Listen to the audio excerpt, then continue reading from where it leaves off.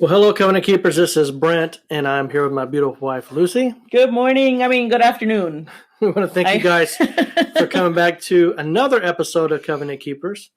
And today we're going to be talking about something, I think we've only talked about it once. Yes. And it has to do with blended families. Mm-hmm. Now, guys, if you are a blended family, don't flip off the podcast yet, because even though you're not a blended family, I guarantee you know someone who is. Mm-hmm. Like, blended families are the number one family in, I'm going to go out on a limb here and say, the world. Well, yeah. Nowadays, you see more blended families than you do nuclear families like it used to be once upon a time, many blue moons ago. Oh, yeah, because a lot of people aren't even getting married anymore. Yeah, people are scared of marriage. Well, they have a fear of marriage because, like we've heard for a long time, like the divorce rate's through the roof. So why get married? Like, if we're going to get married just to get divorced, why not just live together? Yeah. Which is... Well, you hear that from some young people, like, well, we've known so many people that have gotten divorced that why even go through with getting married? Yeah. So it's kind of a scary thought, I think, for more people nowadays. Right. And those people that are coming together as a blended family, and guys, blended family is a term you may have heard, like step family, bonus family, bonus kids, bonus mom, bonus dad. And basically what all that means is that you're bringing kids in from a previous relationship into developing a new relationship. Mm-hmm. A new family. And a new family. So now, we shared before, like, we are biblical counselors. So we sit with couples on a daily basis. Married couples that are nuclear, that have never been in another marriage. And also blended families who have been in relationships before, but are now starting new relationships with kids. Mm-hmm. So, yeah, starting a new family, bringing kids into a new family is very interesting. A lot of people don't think about the kids being an issue when they come together. You know, man and woman meet. They talk about, being divorced or, bringing kids. Like, somebody has one kid, somebody has two kids. Okay, they like each other. They decide a few months down the road, okay, we can do this thing. We can start a new family. However, nobody really thinks about what they're jumping into until they're full into the relationship and start experiencing some of the dynamics, I will call it, of the blended family. I think it would be safe to say that, because I can speak for us, we really didn't put a lot of thought into it at all. Not even once we were in it. We were just kind of going day by day and, doing life. We didn't know what a blended family was when we met. No, we didn't know the term. I mean, we knew of step families, obviously, because that's been around for, heck, if you look in the Bible, it's back in the very beginning. Mm-hmm. Heck, Jesus' own, not biological, let me take that back. Jesus' own earthly father, Joseph, was not his biological father. Right. It was the Holy Spirit. Mm-hmm. So even Jesus comes from a step family. And when I first heard that, I'm like, oh, wow, that's true. Mm-hmm. I wonder what Joseph thought as, like, wow, this is not really my biological son. Like, that's some thoughts, like, man, that's got to be interesting. Because even Jesus, like, I mean, when he says, when he was in Jerusalem, when they came over, it was for the Passover, and he was like 13, 12. And they're like, hey, where were you at? And he says, I was in my father's house. Like, what about Joseph thought then? It probably threw Joseph for a loop, like, okay. Aren't I your father? And you don't think about stuff like that sometimes, like how people deal with some of these things that pop up, different situations. So today, as before we started the podcast, again, sitting and talking with couples, we have a unique opportunity to hear issues from people on the inside, in the trenches. People dealing with everyday things that are happening in their families. Again, if it's a nuclear family or a blended family. But what we've noticed is that a lot of families, or all marriages and relationships, they all have some common hot spots, I like to call them, that they struggle with, that are, things that they either want to work on or things they want to improve on, or things that they say, okay, this is causing some friction in our relationship. We want to find out a healthier way to handle it. So in the blended family, something that's come up pretty common that we've seen is, how would you describe that, babe? In the blended family? What we've been hearing commonly, yeah. Kids are the number one issue in blended families. Like they're literally the number one issue why blended families fail. Yeah. And it's very sad that it would be the kids. But being in a blended family for 13 years now, we know very well why the kids would cause, even to the point of divorce, for the family to break up. Well, I do want to clarify, it's not the kids themselves causing the divorce, but it's issues that are involving the kids, right? If that makes sense, right? Like the kids are not the problem. Like it's not little I Jimmy. didn't mean the kids were the problem. No, I don't mean it. But I don't want them. I don't want the audience to think that it's little Jimmy and little Susie. Yeah, like they're the problem. If we can just get them fixed, our relationship would be great. That's not the case. Why do they have to be little Jimmy and little Susie? Why can't they be little Juan and Lolita? I don't know. I guess it could be. This is our blended families, guy. I'm Hispanic, and my husband's like very American country. Wow. So I just wanted to throw in the, Hispanic flair. There you go. A little spice to life. But here lately, and we hear it a lot, is like something that people are struggling with is connecting with their, for lack of a better term, stepchild, bonus child, however you're looking at it, your non-biological child that's involved in this relationship. They have trouble connecting for whatever reason. And typically by the time we hear people or they come to us, they are in the mindset of, I don't think this is going to work. Right. I think I made a mistake. If I would have known what this was going to look like, I don't know if I would still made the same decisions or choices. Well, and typically this is around about 1.5 to 2 years is when we see people hit that significant bump in the road where, oh my goodness, this is a lot harder than I thought. Yeah. Which is one of the main reasons I believe God put us in the arena to counsel blended families. Because being in this for 13 years, like, we understand now why the breakdown happened. We understand that a lot of people go into the blended family arena not understanding what they're getting into. And it's just super important to educate yourselves. If any of you guys out there are in a blended family or are thinking about blending families together, it can be successful, guys. I know a lot of people run the other way. A lot of people get divorced. A lot of people are like, yeah, we're breaking up. We can't do this. You can do it.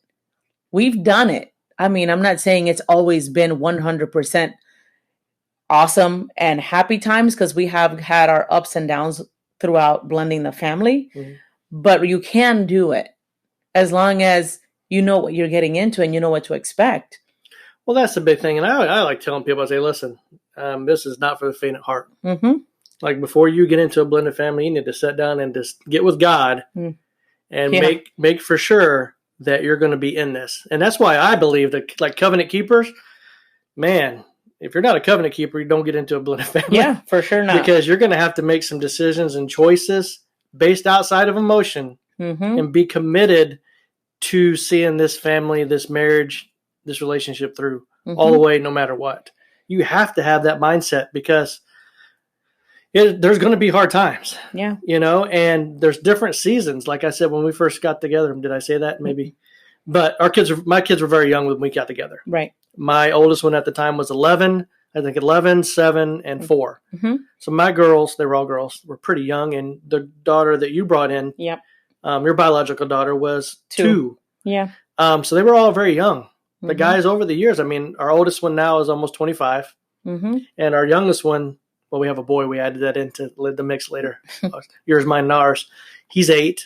The daughter that you brought into the relationship, she's 15. So we got a very wide spread, and we've went through a lot of different seasons in the 13 years that we've been together. I mean, we have grandkids now, which is crazy to say. Yeah. And the blended family is like an ever-going process. It's constantly evolving. Yeah, it never stops blending. We're always like, man, wait until the dust settles, and this is going to be like, we'll get to that sweet spot. Yeah, no, it never gets to it gets to a good place, I guess, where you can be content with it.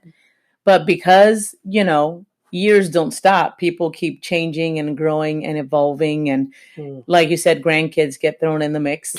So now, there's new things. We're blended grandparents. Yeah. New challenges to walk through. But I think one of the main things I want to say today is for people to understand coming into the blended family, to go into it with realistic expectations. I think that is one of the biggest hindrances in the blended family, is thinking that you're going to go into it like you did your first family, the nuclear family that you came from. What do you mean by that? Well, because, in the ideal scenario, like man and woman meet before any kids are ever born. Mm-hmm. Then you date, you have the courtship time, then you get engaged, get married, do the honeymoon thing, and then you come back and maybe you have a couple of years together without kids, and then kids start being born. And that's the natural progression that we knew many, many, many years ago was the case. Mm-hmm. Now, more and more, we're seeing that it's flipped. Like there are people that have already been married and divorced, and now you're getting into this blended family. You bring the kids with you instead of the kids coming later. You bring them with you. So in essence, a blended couple doesn't have that courtship time without kids. That getting to know each other without the kids, without exes being involved. Like there's a lot more happening. That's why it's super, super important to understand the expectations as you're going in. And to clarify those, both of you sitting together and talking about what this may look like. I know when we first met, we didn't know what a blended family was. Mm-hmm.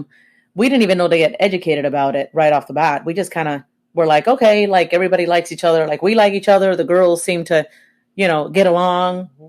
Let's do this thing. Yeah. And I feel like a lot of people typically feel like, hey, we like each other. This is going to be great. We're always hopeful. Yeah. They're always hopeful. It's always good at the beginning of any relationship. I mean, you think about it. I don't believe anybody talks about it though as they go in. You typically don't think you need to, right? Because you're so in love. The tip like a blended family. I've been in a relationship before. Like I know what not to do. This time I just don't do what not to do, and this is going to be good. Mm-hmm. Like I know the mistakes. I just don't make those same mistakes. But the problem is like there's different ingredients now. There's new opportunities for new mistakes. There is new opportunities every single day. So guys, let's take a break on that point, and let's come back and talk a little bit more about some blended family expectations. We'll be right back. Are you looking to strengthen your marriage? Are there reoccurring conflicts that continue to frustrate both you and your spouse?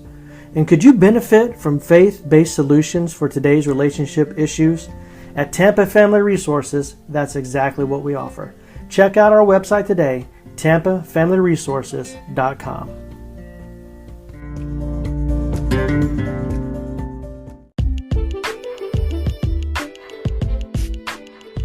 Hey guys, it's Brent and Lucy from Covenant Keepers. And if you haven't heard about Anchor, it's the easiest way to make a podcast.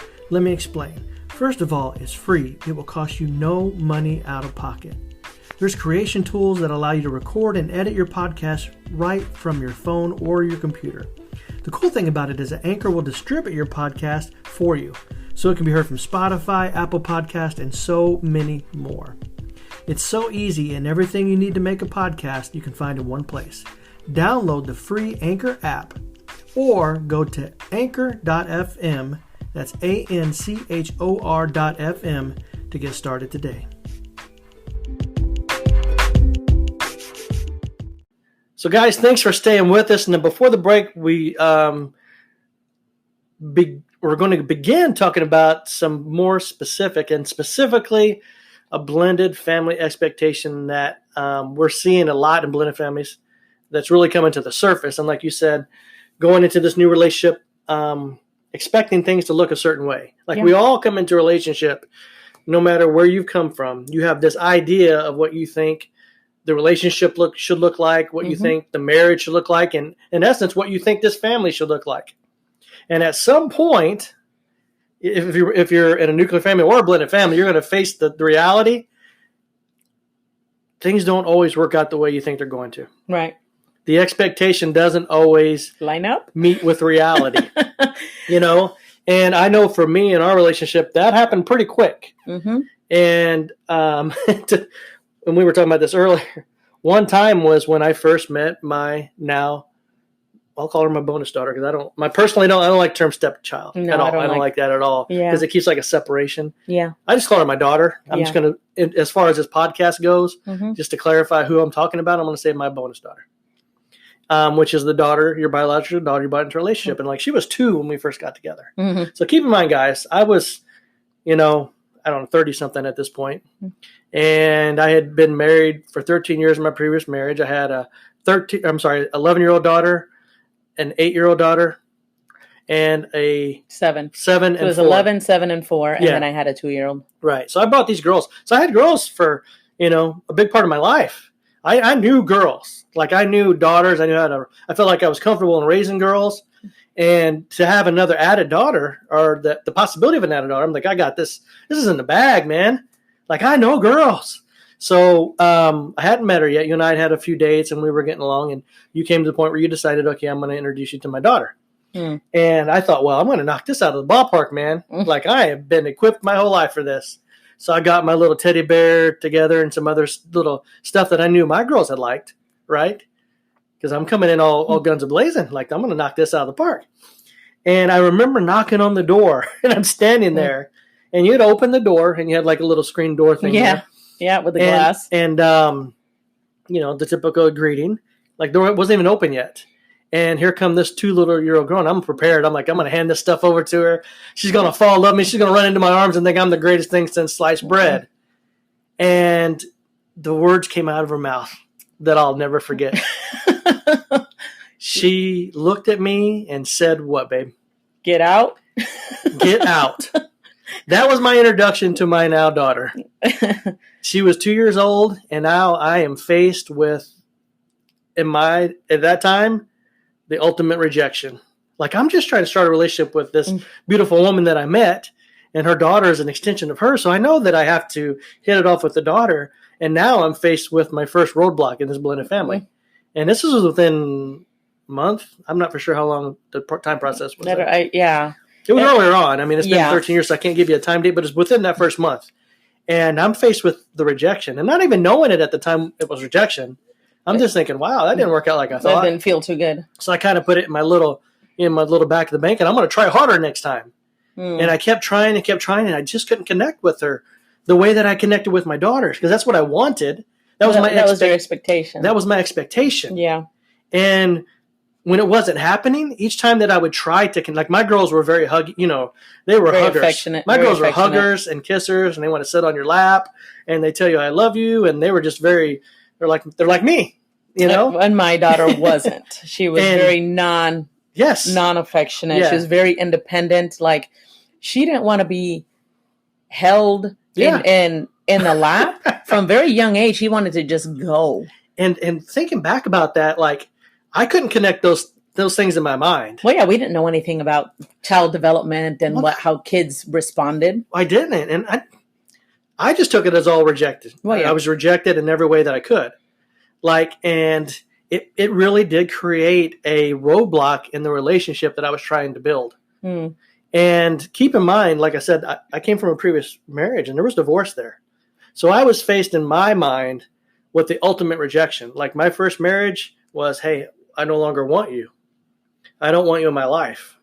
This is over. Like, that's the ultimate rejection when you hear that, when you are going through a relationship and you're not wanted anymore, and you think you're getting better. You think you're healing, but now you go into new relationships, and now I'm faced with this 2-year-old little girl. So small, right? But had such a big impact on me because it started bringing up some of those feelings and emotions of rejection. And I couldn't even told you this back then, but I can tell you now, looking back, like, wow, I did not take well to that. So what did it make me do? Right? It made me start stepping back because I didn't like the way that made me feel. So it started to put more of a gap in our relationship.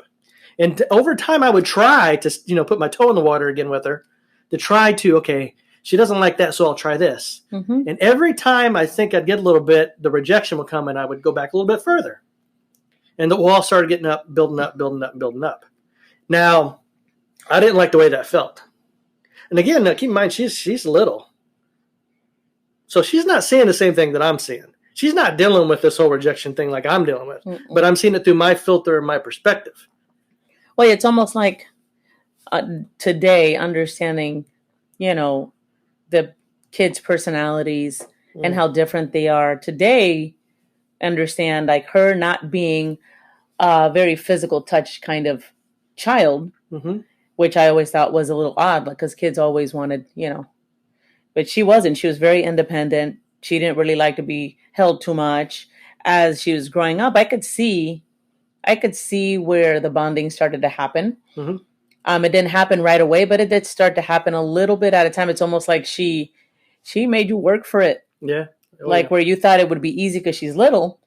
Like this little person's personality was very different from your three girls. So you really had to work on the relationship. And it wasn't, I'm so grateful to God that it wasn't very long into our marriage that we realized that we needed to educate ourselves as to what we were doing with these kids. And, we found a class at our church teaching about blended families, which was literally a godsend. It's literally like I was praying about it this week, and that weekend it was in the bulletin of the church announcing this group, which really helped us to understand like some of those feelings you were having, like, all right, is this ever going to work? Like, am I going to have a relationship with this kid? Well, I used to think that there was something wrong with me. And again, I took that personally, right? You take everything personally as you see it in your world. I thought there was something wrong with me. Like, I'm not feeling, now guys, sit back in your seats on this one. Hold the rails. I didn't feel the emotional love toward my stepchild in the beginning. And I didn't understand that, because in my mind and what I saw love was, because again, with my daughters, I didn't have to work at it. It was there. Like when you have a biological child, you just love them. Well, yeah, people don't have to. You just have an overabundance of grace and mercy, and you just love them. And as soon as you have them, there's no work. Yeah, as soon as you have them, you love them. It's already there. There's no work. So now when you're faced in the blended family, because there's no relationship, because there's no biological tie. Biological tie relationship, and you start having to work at it, and it's not working. It doesn't feel natural. So you start to recoil in different ways. Yeah. You can become angry, you become bitter, you can become upset. At some point, like when I said, a lot of couples that we come to us, they get to the point where like, I don't even want to work at this anymore. Right. This is just too hard. It's not natural.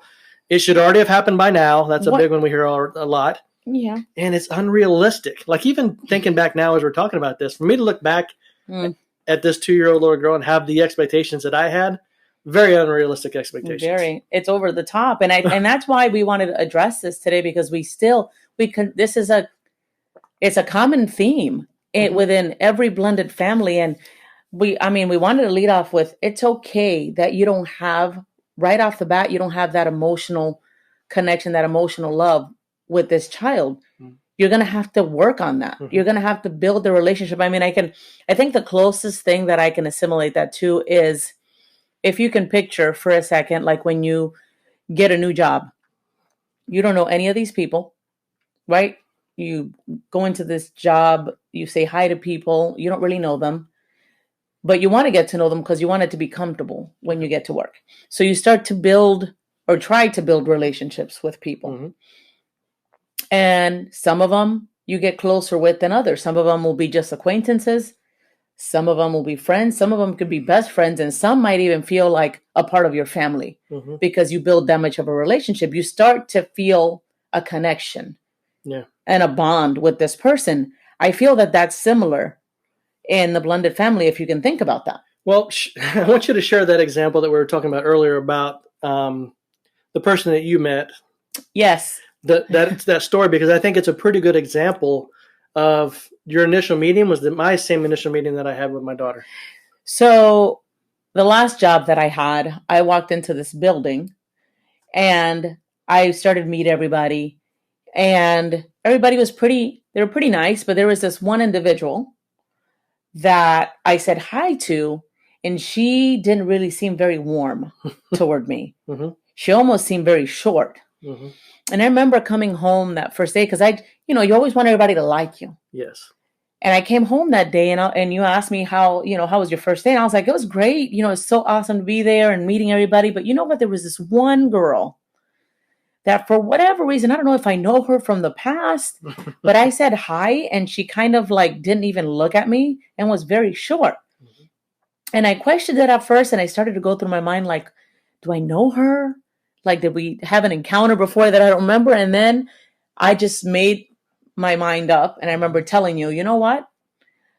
I'm going to become really good friends with this girl because I'm just going to get to know her really well. And she's going to get to know me. Mm-hmm. She made it your mission. Yes, that was like my goal. Mm-hmm. So fast forward to today. Now I've known her for, I don't know, 5 years, 4 or 5 years. And now she is one of my best friends. She's one of my really, really good friends. Mm-hmm. And we talk about that day because I asked her, hey, what was the disconnect there? Mm-hmm. And she was like, well, you know what? I remember now. And I had just gotten out of a really horrible relationship and I had gone through some traumatic stuff. Mm-hmm. So it wasn't even you. It was something going on with me. Mm-hmm. So guys, I want you to really think about that for a second because when we step into a blended family, all of us come in with some sort of baggage. Even our young kids come in carrying some sort of baggage and people don't think about that. And like you, people tend to take it personally. Mm-hmm. And it's interesting because you were 32 and she was 2. Yeah. She had just started her little tiny life, and you had been on this earth for 32 years. So let me ask you, I don't want to take off where you're at, but think about as far as expectations. Mm-hmm. She has let's say 2 years of expectations. I got 30 years of expectations. Mm-hmm. 30 years of baggage that I'm bringing into this. Yeah. And I think that's why it was so much harder for me to work through that, and kind of talking about like your story there, talking about expectation. Because when you met your friend there at work and you were faced with that moment of rejection, because that's what it is, it's rejection. You felt rejected.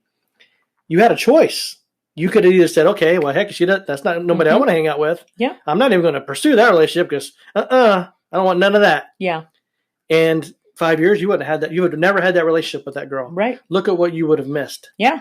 But I love what you said because you made a decision to say, you know what? I'm going to have a relationship with this girl one way or another. Mm-hmm. And that's what I wish all blended families would get in that mindset. Because that's that covenant mindset. Mm-hmm. Because when you become a blended family, you get married and you make a commitment to that person that you love, your spouse. Their kids, they're part of them. Yep. So when you make a commitment to them, you're making a commitment to those kids also. You commit to your spouse when you stand, in front of the minister, the preacher. I commit to you everything, in essence. You're really committing that to those kids also. Yeah. So guess what? If you got some rocky roads, okay, same attitude you had. I'm going to find a way to win these kids over. I'm going to find a way, in essence, to build a relationship with these kids no matter what. Well, and you know why? Because, and it's interesting that you put it that way because, when I first met her and she was very short with me, my initial response was like, that kind of hurt. Like, do I know you? Because I started thinking maybe I knew her, maybe I did something to her. Do I know her from my younger years in high school? But then when very quickly during that day, I realized I don't know her. Mm-hmm. I have no history with her. So there can't possibly be a reason for me to reject her. Right. So I am going to make it my mission to be this girl's friend. Mm-hmm. And it was that attitude that today I can be grateful for making the choice and not based on feelings, because based on feelings, I would have gone the other way. Yeah.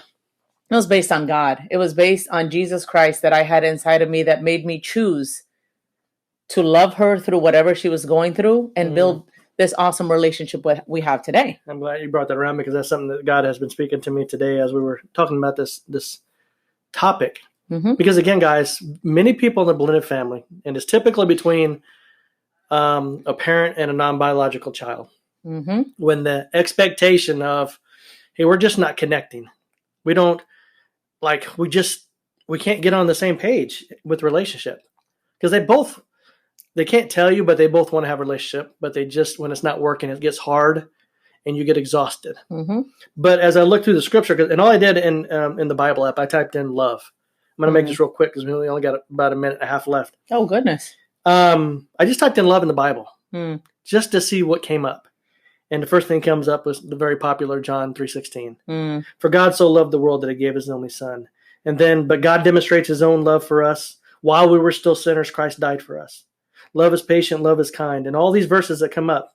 And it shows God's heart, right? Love does not delight in evil, but rejoices with the truth. Looking at all these verses, it just shows me that godly love. No matter if the person, in essence, is showing love back to me, I'm called to love them anyway. Just as God did while we were still sinners, gave his life on a cross for us to have a relationship with us. Well, and I love that you brought all that up, and I can't believe we're running out of time. So we're going to have to make this a part 1, and next time we'll continue with this conversation because it's so, so important to get this information out there to people that don't know it. So we'll continue on next time, guys. Come back and listen in to part 2 of this blended family situations, we'll call it, with unrealistic expectations in the family. So guys, again, before we wrap, think about what expectation are you having in your family and how can God help you get through it. So guys, we hope you enjoyed the podcast today. We hope it's been helpful. If you did like it, please go check us out at covenantkeeper4life.com. That's covenantkeeper, 4life.com. And get out there, guys. Stand for marriage. Stand for God. You're a covenant keeper.